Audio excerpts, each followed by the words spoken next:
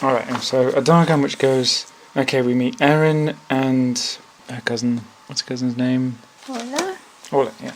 So that's Erin at the bottom. That's Paula, spelt right. And then the first person they meet is Claire. And then it's Michelle and Jamie. James, you're thinking of Outlander. You're thinking of men in kilts.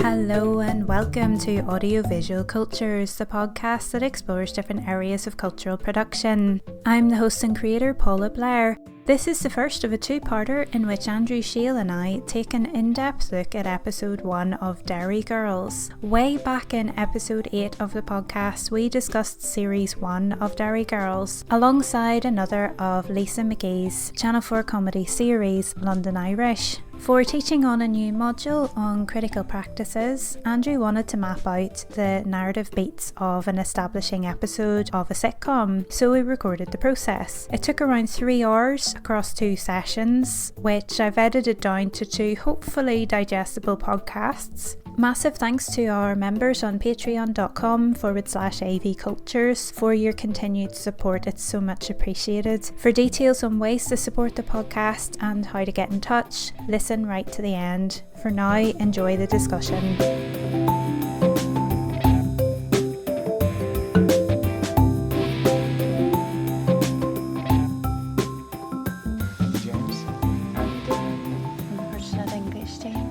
And as we pointed out in our first diagram, that what we basically get by the time they're on that bus is...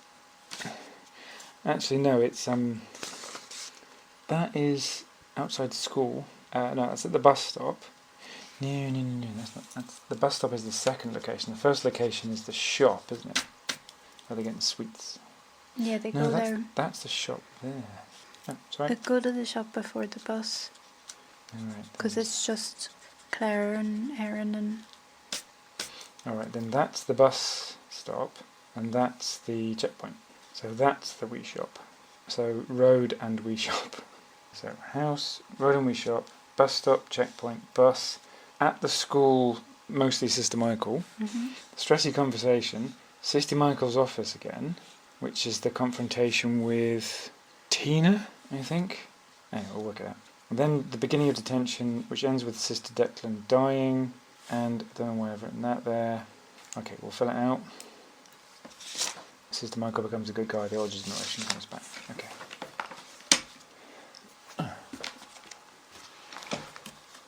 Okay, hit it. So what exactly is it, the narrative beats you're looking at? Mm-hmm. What about establishing information? Yeah, we didn't add any of that on, did we? So yeah.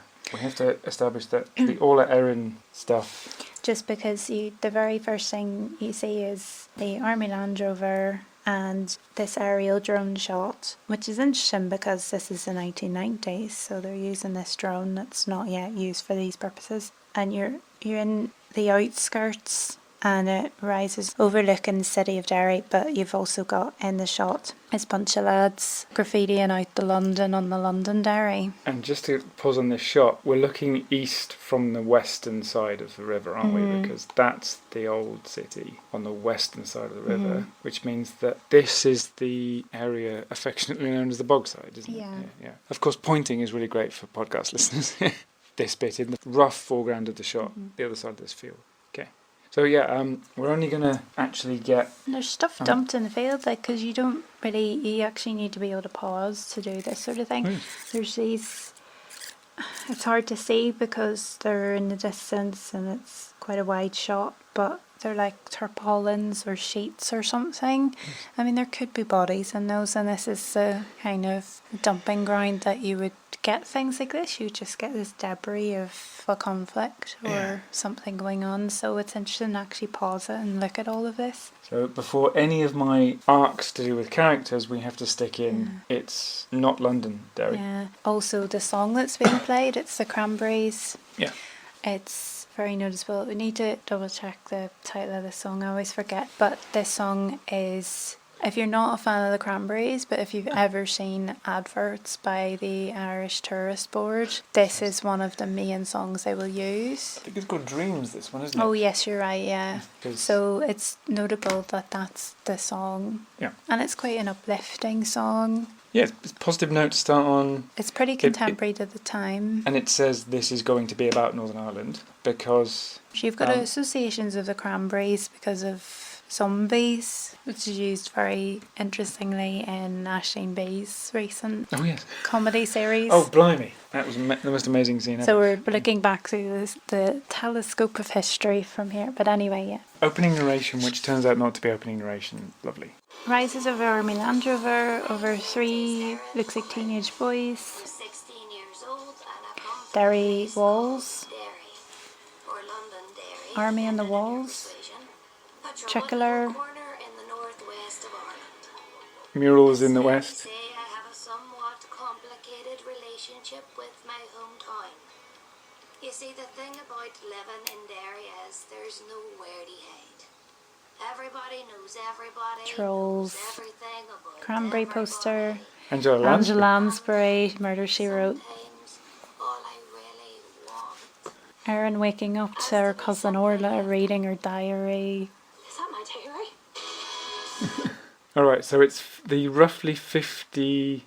So within a minute. So you've got this travelling establisher. It's zooming in, it's zoning in on this one house where this family lives. And they're the central family. Travelling establishing montage with roughly 50... It's really difficult to tell using Netflix exactly when now is, but seems to be about 50... That's if you include the Channel 4 logo. But it is pretty quick. Because out of almost 22 minutes, 1 minute, it establishes location, roughly the time period, because the army's occupying the city of Derry. I think because of the poster on the wall of the Cranberries, you can situate it at the early 90s-ish. Murder, She Wrote still on the TV pretty regularly. Having all these markers of locality. It's building personality of this teenage girl's bedroom very quickly through the posters, lining the walls. Teenage girl's bedroom. Teenage girls sleeping in those really quite dressy, suity pyjamas. Mm-hmm. That tells you something about class status as well. Class status, yeah, and possibly something to do with not super wealthy, but not poor either. Title card at about the 1 minute moment. And it's coming on as if it's a gable wall graffiti mural. Alright, so at the roughly 107-ish mark, that's when the family dynamic opening bit begins. And it's already characterising Erin and Orla, because Orla is on the screen right now in medium close-up, would you say, licking a spoon, wide-eyed. Licking a really big spoon. Already looking like a space cadet. Not caring about the world around her. Yeah, she's been caught on reading her cousin's diary. She's a looper, is what we'd say back at that time where I grew up in Belfast. And Erin is, it's very clear she's got aspirations of being a writer. She's interested in certain areas of culture which she thinks are probably very sophisticated. So you're already getting these markers of their personalities. They're roughly the same age. Also with Orla here on the screen, you've got the baby in the out of focus background. Yeah, the baby doesn't feature much in the series other than to just be a thing which Erin's parents carry. Or often preoccupied with, yeah, and something for the grandfather to do. But yeah, it's something probably to do with this even newer generation, because these teenagers have known the conflict their whole lives. By the time that baby is aware of things, she's going to be part of that first group of kids who are growing up properly in peacetime, because this is roughly 1994. And by the time she's aware of stuff going on, it's going to be post-agreement. Yeah. So it might be that the baby's there as a stand-in for what each of these actors and actresses, the age they would actually have been at this point, if they had been alive at all. Some of them are my age, or nearly my age. Playing people so they're actually probably vaguely playing people who are a little bit older than them at the time, because I was about, so 1994, I turned 10 at the end of that year. So I was at the end of primary school. So I was a few years younger than them, but they're about 15, 16 here. This is their GCSE year. Okay, my bad. On we press. Where was that cousin drop? Orla says, what's the pair of knickers between cousins? So it establishes they're not sisters or cousins, but they live together. She says, sure, what's a pair of knickers between cousins at roughly the 1:17 mark. Yeah, family dynamics. And we've got it opening out to Erin's parents. It's made clear very quickly that Orla's their niece. Mary's a matriarch. Because Erin goes to her mother. There are lots of these little inserts. There's a little shot of the baby just watching everything with a gleeful look on her face. It's quite cute. Looking at the person behind the camera Probably, operator. yeah. It's probably somebody waving to Looking her. at her own, the baby's own parent. Gorgeous. Behind, yeah.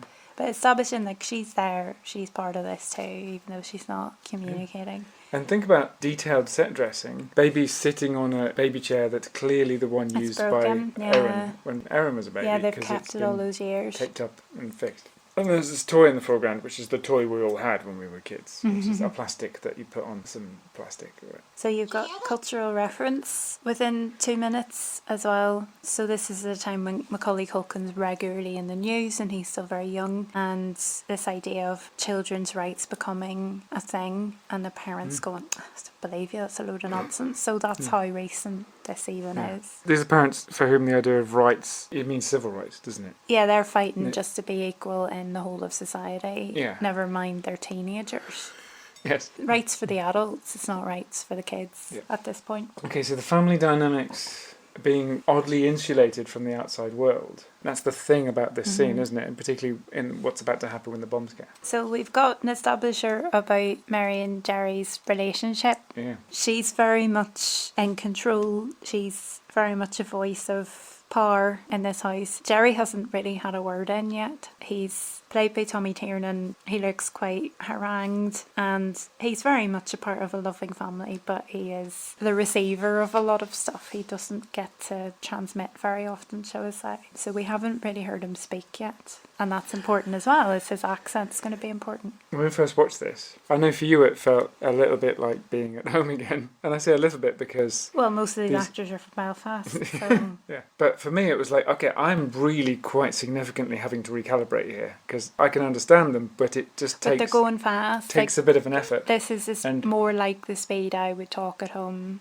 Yeah. So it just takes you a minute. This assumption that Macaulay Culkin is Protestant they met. And we're going to get this format of joke again in about 5 minutes where Claire's raising money for a wee African fella and everyone gets it kind of confused and they think that he's from Ballybuffet. But also this is an important establisher that this is a Catholic family. Yeah. So we've had the Bogside established, that they're on the West Bank, that they're a Catholic family. You're getting a lot of those Ulster colloquialisms as well. So they're saying weans rather than children, which is more of an Ulster Scots thing actually. And they do have tartan skirts on at this Catholic school, don't they? Yeah, but I know tartans exist well outside Scotland. Yeah, but it's a Celtic thing. Yeah, okay. Going back just a few seconds. Actually, their skirts are quite short. A lot of the Catholic schools back home would have had very long skirts.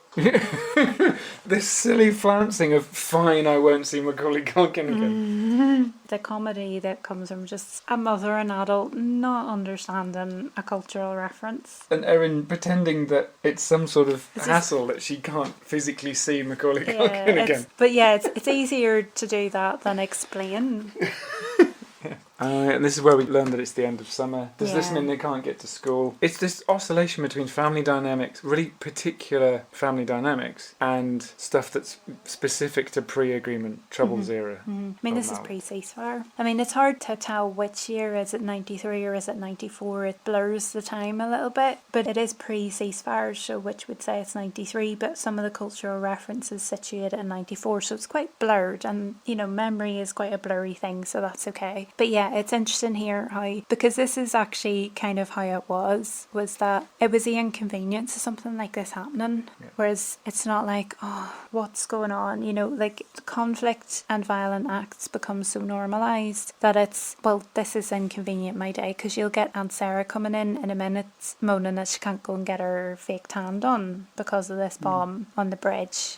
And of course this is, what's the name of it? I should know the name of this bridge, I've written about it so many times, but it's a specific specific bridge you're talking about, which is quite well known, and it's featured in quite a lot of artwork actually, because, well, what's the bridge? It's both a connector and a divider. Yeah. And you put a bomb on something that's supposed to connect, it becomes a division. It becomes something you can't access the other side of anymore. So it's about the inconvenience. It's about, right, it's the first day back to school and they can't, it doesn't immobilise them, but it just means their route is going to be different. And then you get this, you just clicked ahead to the shot of the television screen, and we've got real archive footage. This is going to punctuate the whole series as well. Is going to be the reality of this, because this is very much a comedy and it's fiction, but it's bedded into something that's very, very real and really did happen. And every time we pause in these little inserts, we've got set dressing amazingness. So this is not just a television that we're supposed to not really pay attention to for a couple of minutes. It's really period. It's got that bulging cathode ray tube screen. This is a television for the 80s, you know, this is an old television. With 8 push buttons for the channels, and of course only the first 4 of them are actually ever used. Yeah.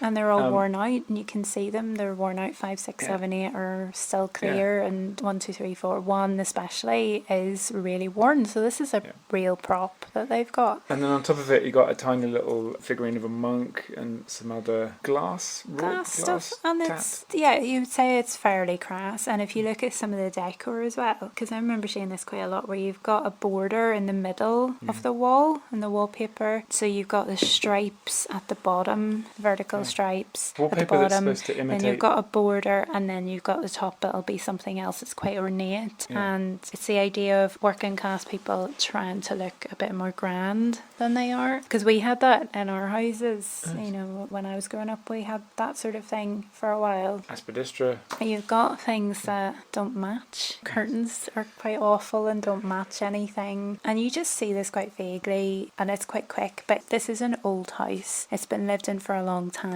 This is all decor and furnishings from a long time ago. This is old in the 90s type stuff, so this is a lived in house. This is where we're going to get the Grandpa Joe conflict set up. Joe and Jerry. You finally hear Jerry speak, and you hear that he's southern. The conciliator amongst this group of highly fraught people. And also the kind of Malcolm in the middle figure, the one who's the most sane. And then there's later episodes where even he becomes a figure of fun. But at the moment, he's the sane one. We're about to hear Grandpa Joe say, "Why don't you leave my daughter alone?" And he goes, "Because we've been married for 17 years, Joe. We've got kids." But it's interesting thing. So Tommy Tiernan from the south, Tarlin O'Neill, Andy and McElhenney, who's playing her father, they're both from Belfast. They're supposed to be from Derry, and it's interesting because the idea is that they're all in this together. They would all want a united Ireland, but there's this animosity that Joe has for Jerry. I think just because he's married to his daughter, you know, there's nothing more than that. So he's an insider and an outsider at the same time. He isn't one of them, because this is the thing about identity over there, is that the south and the north are different.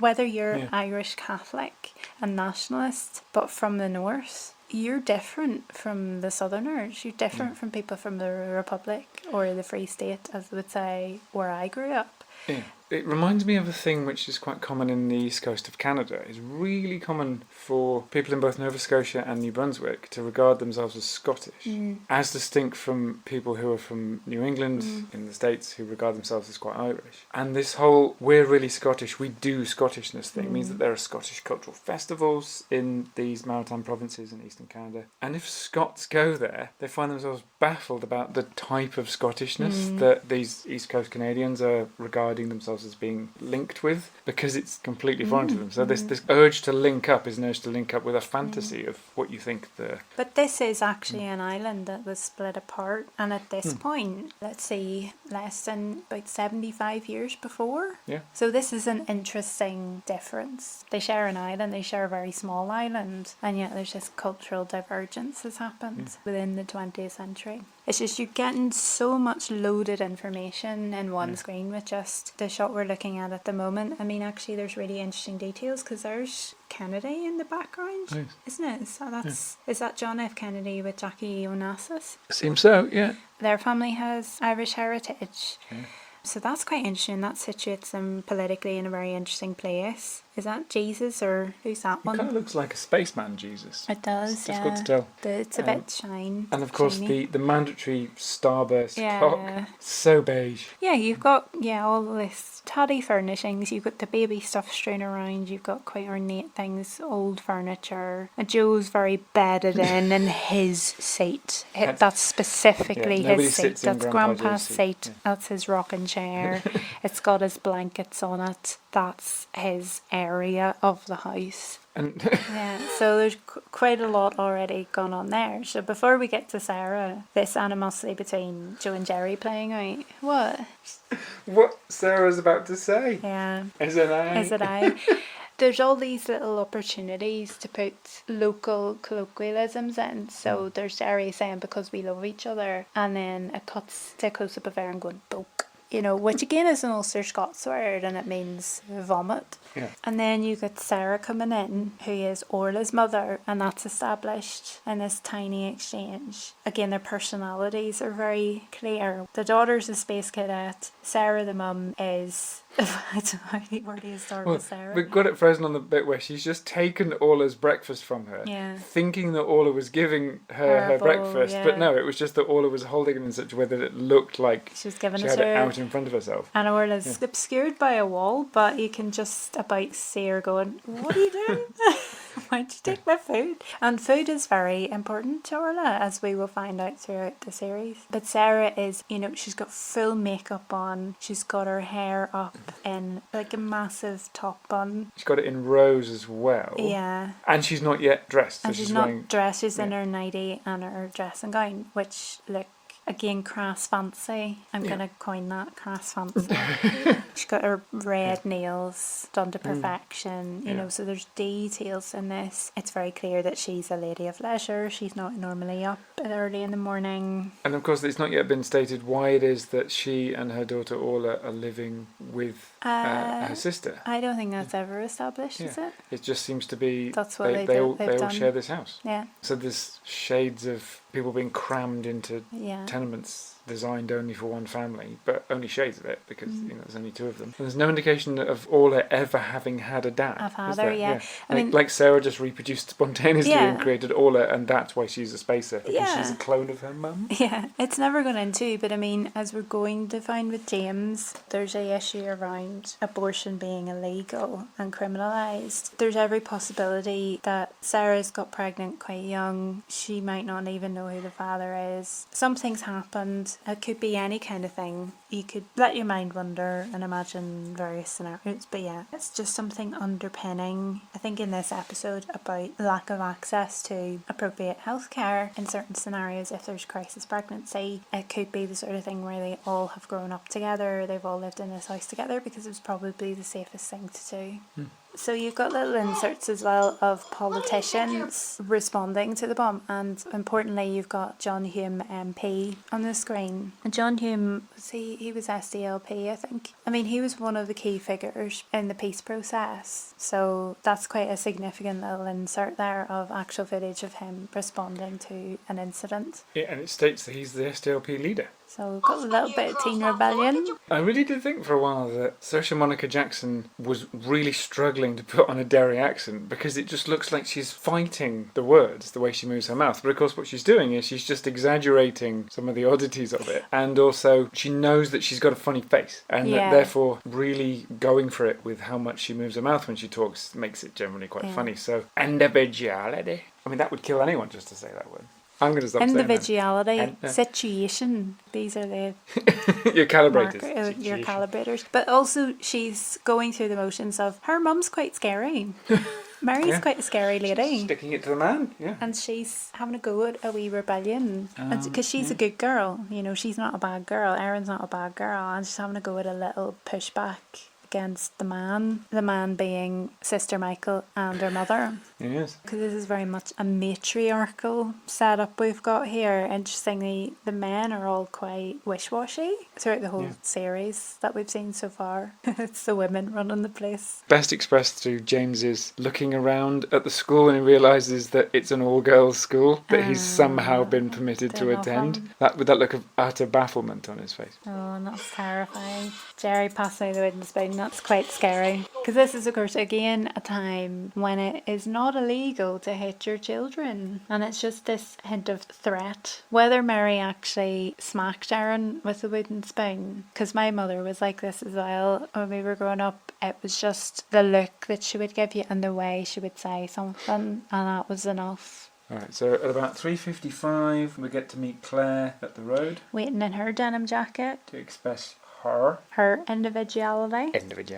Individuality. So far we've got 2 of the 3 so far. They're these blonde, quite good girl, and Claire's got her blazer on under her denim jacket, which I hadn't noticed before. And what's the actress who plays Claire? What's her name? Nicola Coughlan. Okay, because she's Coughlan, quite, I think you pronounce it. She's quite a physically compact person. She's tiny, So she's hardly stretched. So she's quite wide for her height, meaning that stick a blazer and then a jacket on that, and already she's got one of those wide plastic headbands that a lot of us used to have for her hair, so it's back in a ponytail. She's got quite a thick fringe or bangs, as you might say in North America. This headband that's holding back some of her hair as well. Before you hear her, you're seeing her, and this is in a zoom. So she's in a medium shot, but it's in a zoom. Hence the impression that there's virtually no depth. Yeah, you've got this flattened street beyond her in the negative space, and you've got her jittering around while she's waiting, because you can see her, she's nervous with this jacket on. And that's a bit of it with Erin as well, is that I'm going to do this and I'm determined, even though I'm terrified. You know that this is what's coming through in her voice, and then you get the same that's being performed in Claire's actions before they actually turn up to her. And we're going to get the I'm expressing my individuality joke again, aren't we? Because Claire's going to say, I'm not going to be individual on my own. On my own, yeah. Sure aren't I? There's a kind of question principle to how you respond to people in this, because Sarah just wanted to acknowledge that she'd understood that it was the first day of school. And she says, Is it I?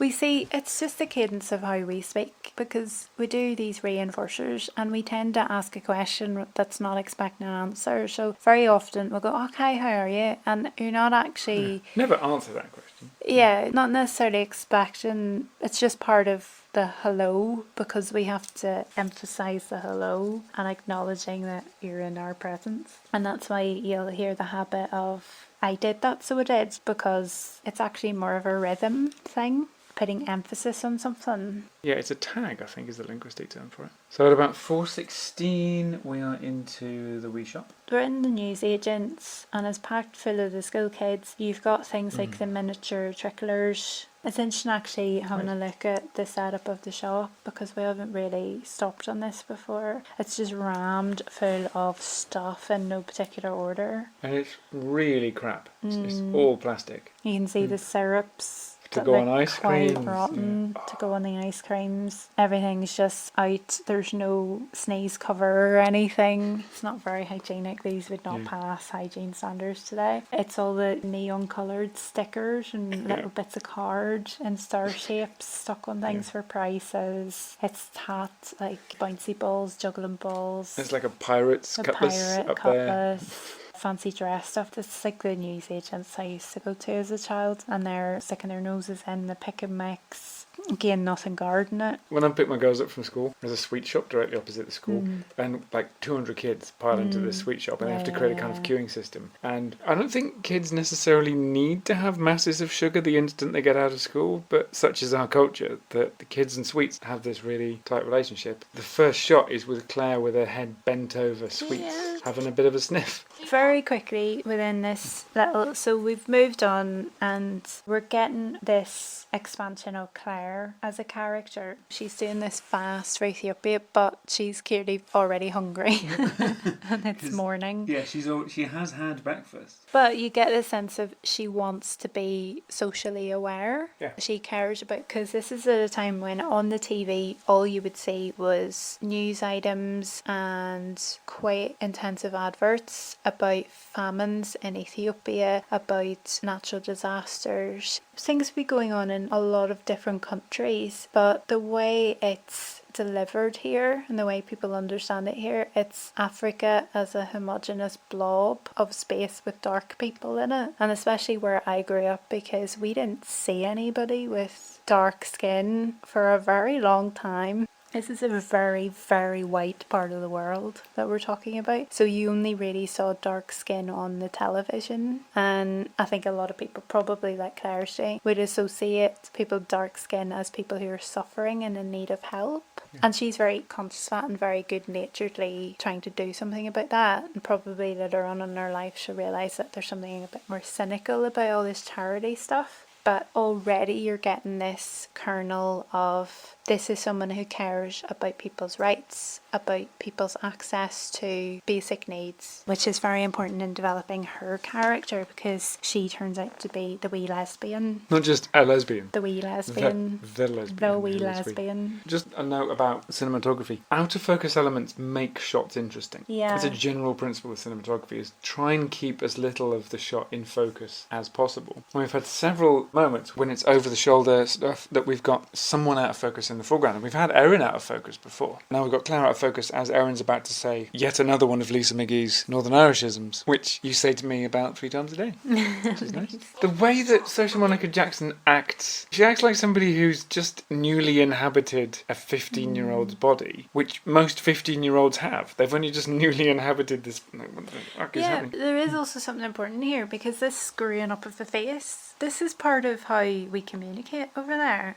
But it is. Looking disapprovingly at everything. It's just like, wait up, catch yourself on. Because the tone of voice comes so much from the top and the way you screw your face. You can see where you've paused it. Yeah. She's squinting her eyes and her mouth's a bit pursed. And so that's skeptical face. It's what? There's a sort of turn, a revulsion. It's very physical. It's a very physical way of communicating, of speaking. So much of the speaking comes from the gestures that you're doing with not just your hands but your face and how you would jerk your body and that sort of thing as well. What got me is that she can't make eye contact. She's looking skeptical and she's looking disapproving, but look at the way her eyes are moving. It's the flick.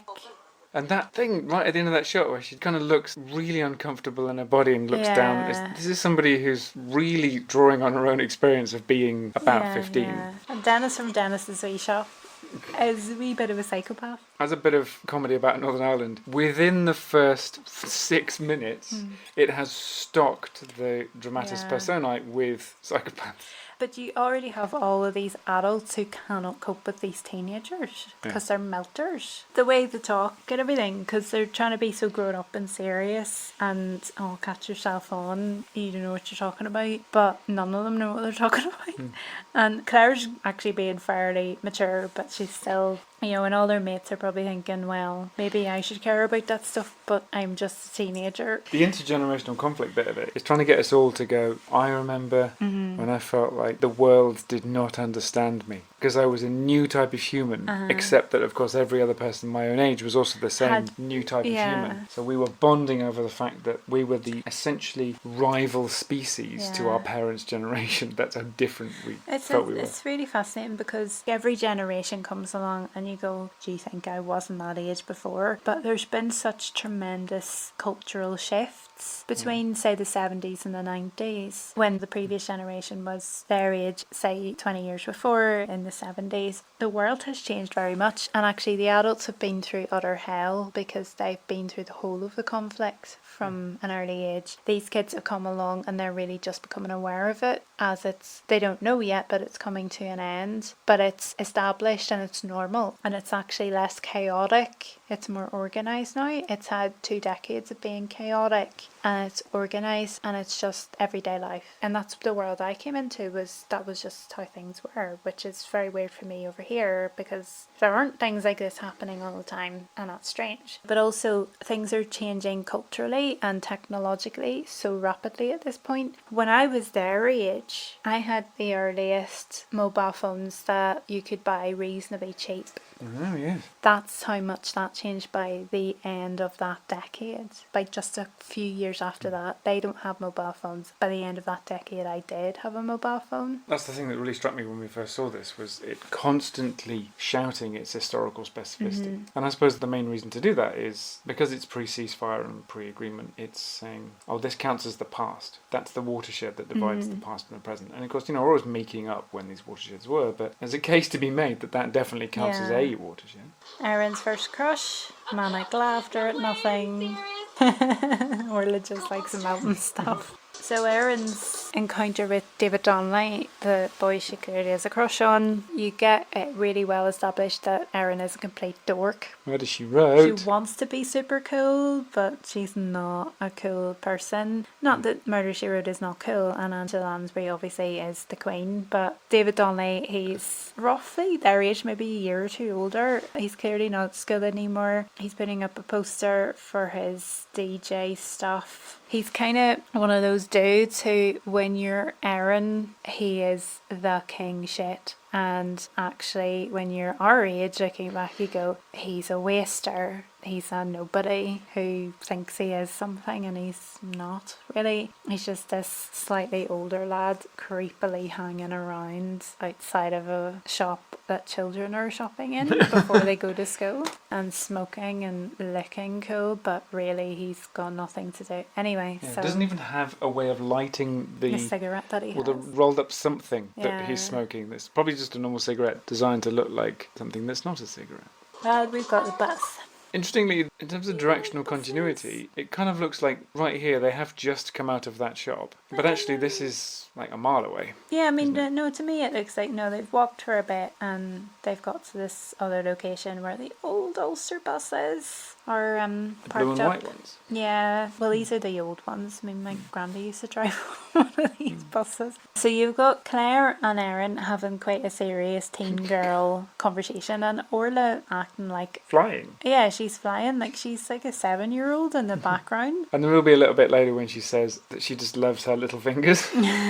As if, again, like someone who's just realised that she has fingers because she's 7. Well, we've got Michelle. You hear Michelle before you see her. So that's... And she's just seen a Tarantino film, so she's effing and blinding all over the place. So we've got Jamie Lee O'Donnell. I think it is important that you hear her before you see her, and that says so much about her extroverted personality. And it's perfect that she doesn't name the film. What the idea of that film being something whose title she might remember is completely out there. Yeah. It's just the film with awesome content that I'm sure you'll all see. So she says she's got a Pirate Polly, and when we watched this the first time round, we decided that it was probably Pulp Fiction. And Pulp Fiction came out, I think, quite late in 94. I mean, if you're going to be specific about dates, but it's probably, this is a film that's out in cinemas and somebody's taped it in the cinema or something like that. You know, it's one of these really nasty pirate copies or something. And that she has that kind of relationship with her dad where she'll watch something hyper violent. Yeah. And Michelle's look, she has a different look to the rest of them. Because, I mean, Orla's got quite curly hair, but Michelle really treats her hair and brings the curls out. She's got that wet look. She's got the wet look, yeah. She's got it up in such a way that Scott has. She's got massive hoop earrings. She carries herself in a she's very physical in the way that she moves. She dances towards them as if she's body popping. It's like she's preempting Beyonce almost. You know, she's got that kind of attitude.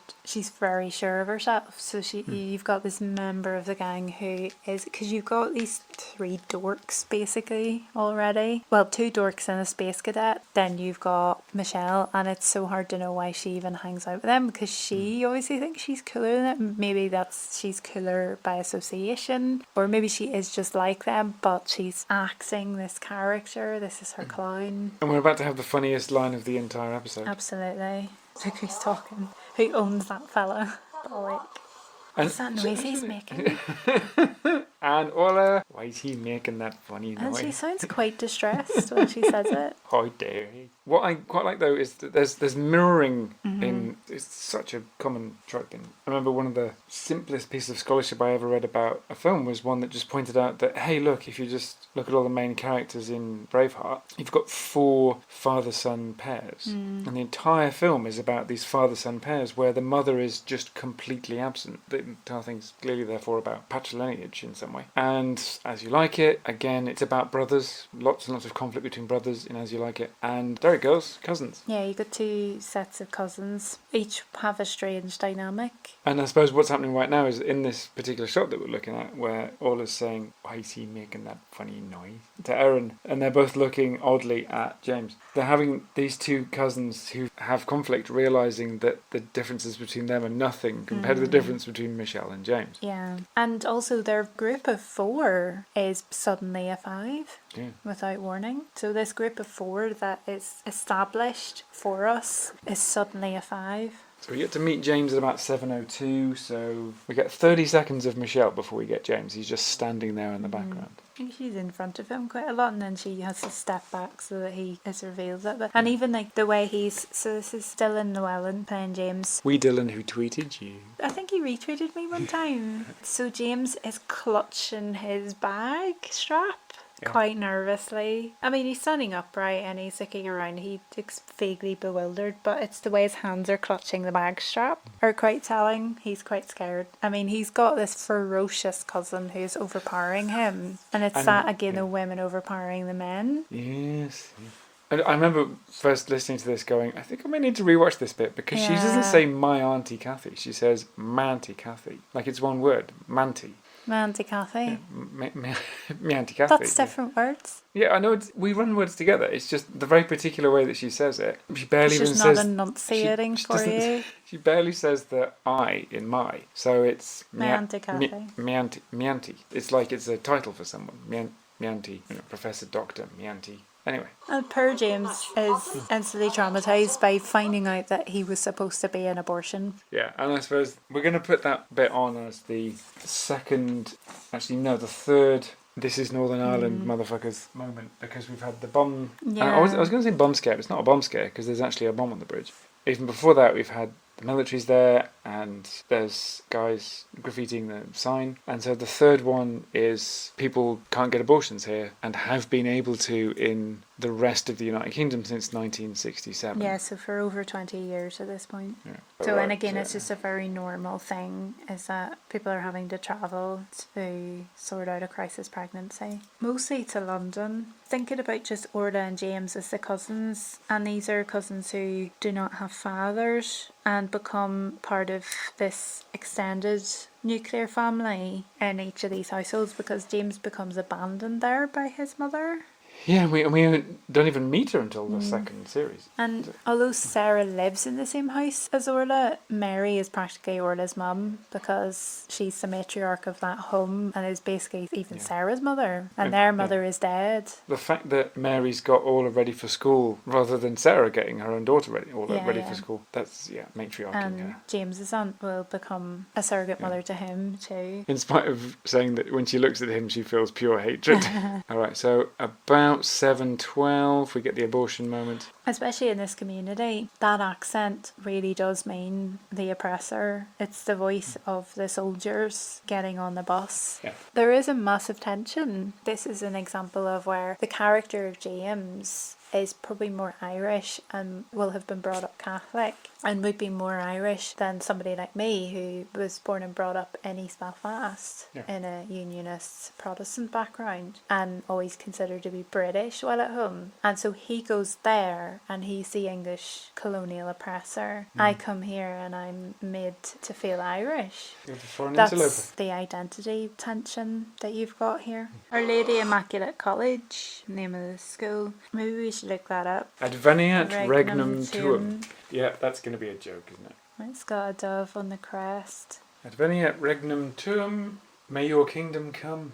Thy will be done. So yeah, it's just a line from the Latin version of the Lord's Prayer. Second Vatican Council.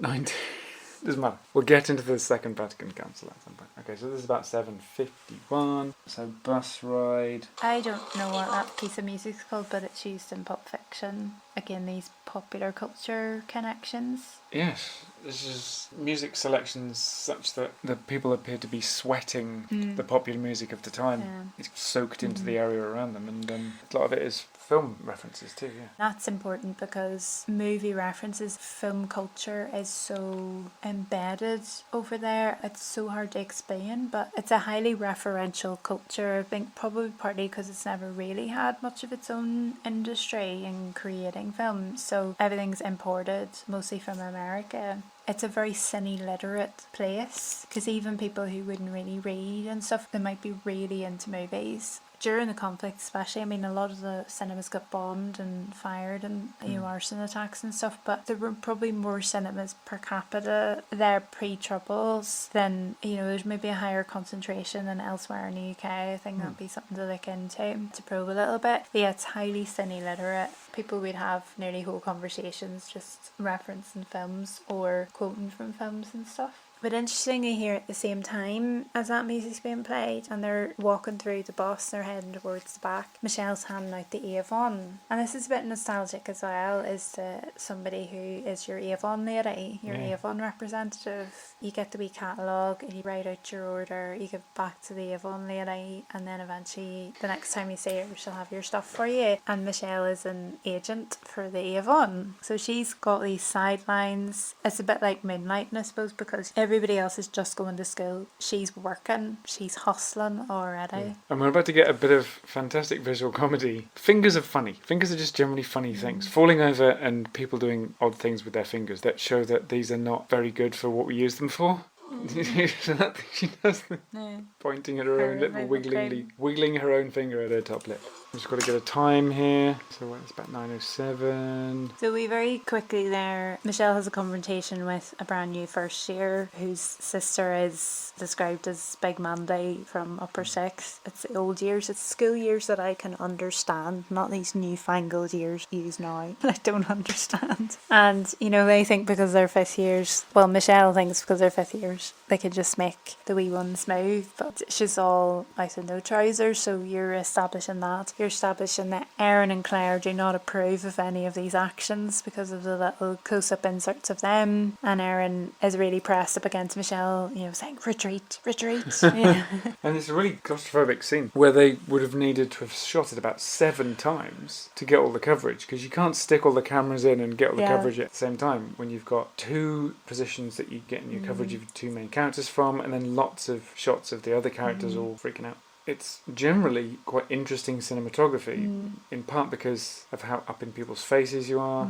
And then boom, we switch to another drone shot of the bus moving. Now this is another bit of, okay, scene's over, now we're having a bit transition. More non-diegetic music. And this has happened 4 times already. We're going scene's over, music time. But I think we're also being told that something bigger than a transition between scenes has happened, because that's the end of the team building. Yeah, we've got the Avengers assembled now. Yeah, and we also have the seed of the conflict, which is going to structure the middle bit of the episode, which is going to get them into detention, which is when a bad thing happens, which leads to the climax of the episode. And this is an important shot as well. So another aerial shot that's going backwards this time. It's revealing how, because they're having to find an alternative route to school. Their school's obviously not in this city, or it's in a different part of the city that they've had to go a long way around to get around this bomb scare. It shows you how close to a rural environment the cities are. Everything's so green around them, everything's fields. I'd really love to know specific locations, like what bridge exactly were they talking about and what road is this on this country road that they're on, because I'd really be interested to know how aware of, and I would say it's probably the directors or the location scouts or a team effort here on finding where these places are, because I wonder how aware of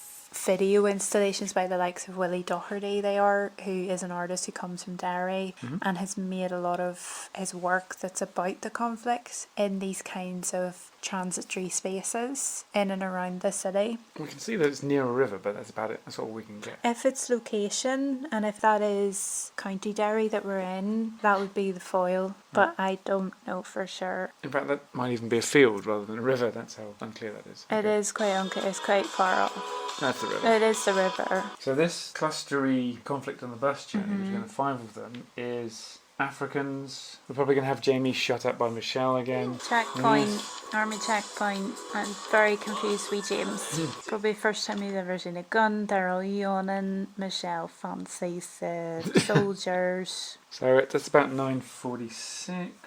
So they're not arsed. Michelle's turned on. James is having a freak out. I mean, just this perfect shot. Michelle looking like, hello, soldier, but in the foreground, slightly out of focus, Saoirse Monica Jackson yawning because she knows she has a hilarious mouth. We've got an establisher as well for Michelle. She at least outwardly seems to be sexually aware. She has an overt sexuality. Our first shot of the interior of the school has the gents' toilets. Poor James is not allowed to use. Presumably that says staff. You can just can't see the word staff there. And it's the male symbol. And that's Sister Jacqueline, trundling, who's in her 90s, trundling along. And all the sisters have male names.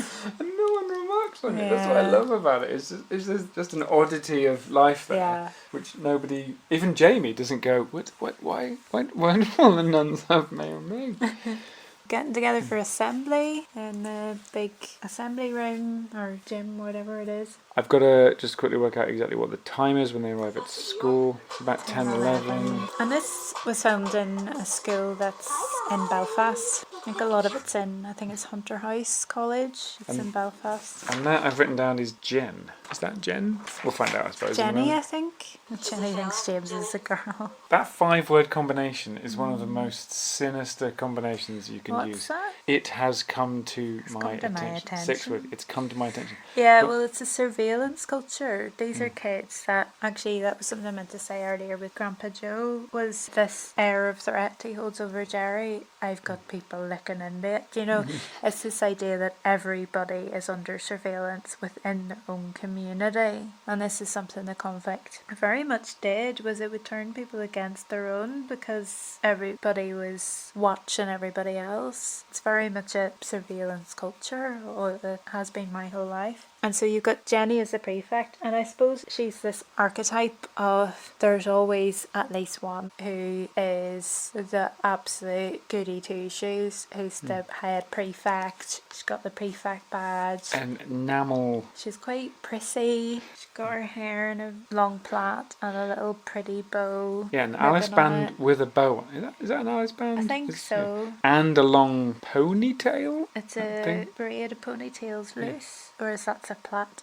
Oh, of course, yeah. And she's about physically the smartest person of them all. Yeah, she's the most dapper looking, even though they're all wearing the same thing. But of course, you do slightly individual things within it. There are people who look just uncomfortable in it, who look frumpy. There are people like Michelle who will open the collar up on the shirt, do that wide tie to make it look a bit dishevelled. And they've got Orla not even wearing the little jumper that goes over the tie. She's got the shirt. Yeah, she just looks like she's a free spirit. She's lost a fight with her own school uniform that morning. Anyway, let's get to the halfway point. Already setting a trend that Michelle's going to consistently get them into some sort of trouble. And then they're not going to do anything wrong. It'll just be Michelle doing stuff that will get them into trouble. So let me just get the time right here. For some reason. Yeah, so about 11:45. I've got to get to Sister Michael. Focus rack. Tiny tie. Makes big people look bigger. Have you noticed that they've somehow managed to get dry ice onto the stage as well? This is how theatrical this lot are used to being. About 12:17. What she's just described is a sexual assault on a male member of staff. Yeah. It's pretty aggressive. Yeah. Presumably just because he was male. You know, there's no implication that he was English. You know, it's the male thing rather than the English thing that Sister Michael's referring to. I think it's implied that he was English, but the difference is that he was good looking. Yeah. And so it's a slur on James that nobody's going to be interested in him because none of them think he looks attractive. Poor Dylan.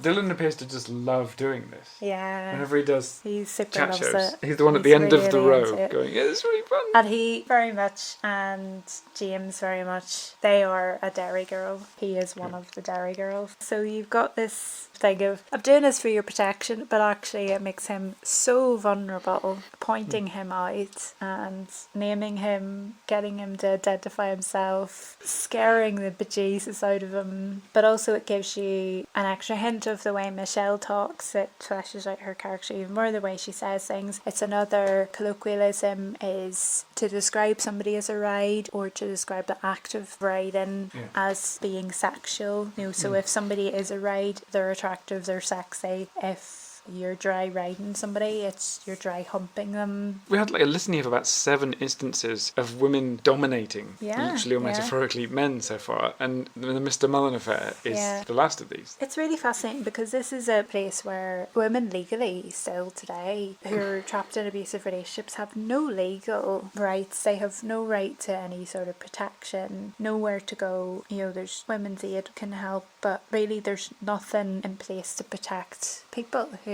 are stuck in abusive relationships. And this is painting a picture of women being very aggressive, which of course absolutely does happen more often than we would think. But it really turns the tables quite a bit. In a way, it's imagining a world where women are much more dominant than they are. But also, girls of this age are ferocious. I like that the joke is left so long as well, that out of a 22-minute, 30-second episode, we meet James at almost exactly the 7-minute mark, and then it's only revealed at the, what seems to be the 13-ish minute mark, that now he's the only boy in a hitherto all-girls school. He's the first ever boy to go to this place. And that this weird exception's been made to protect him from... It's actually probably put him in much more danger, because actually it'd be easier for him if he was getting beaten up every day. This is absolute torture, what he's put through for the next couple of seasons, because it's this psychological torture, and then as transpires in this episode, he's not allowed to go to the toilet.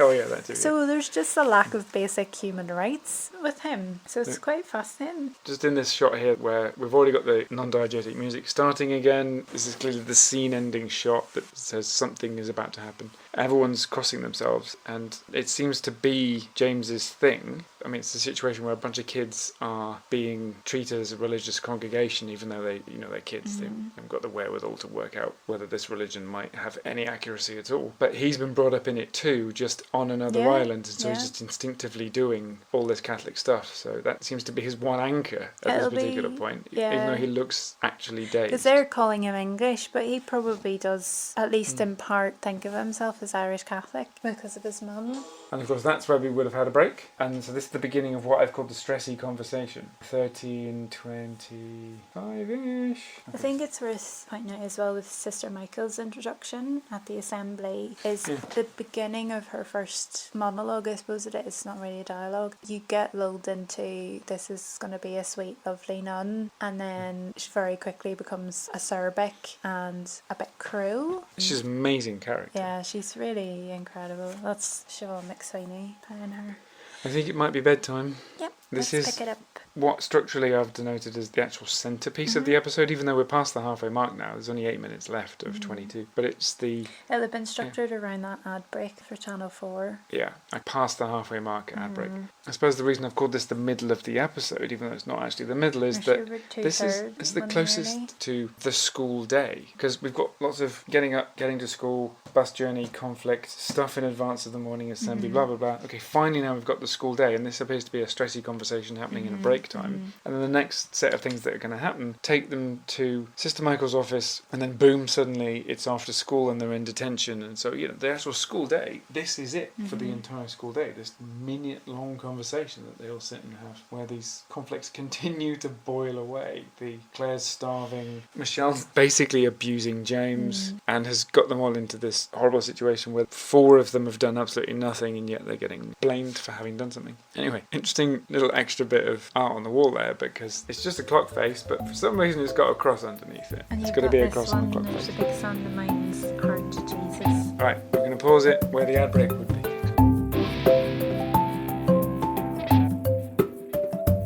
You've been been listening to Audiovisual Cultures with me, Paula Blair, and Andrew Shail. This episode was recorded and edited by Paula Blair, and the music is Common Ground by Airtone, licensed under Creative Commons Attribution 3.0 and available for download from ccmixter.org. If you like the show and find its content useful and interesting, please help cover production and distribution costs by donating to paypal.me/PEA Blair or liberapay.com/PEA Blair. Episodes are released every other Wednesday. Please rate, share and subscribe on your chosen listening platform, as this helps others find the show. For more information, visit audiovisualcultures.wordpress.com and follow AV Cultures on Twitter and Facebook. Thanks for listening and catch you next time.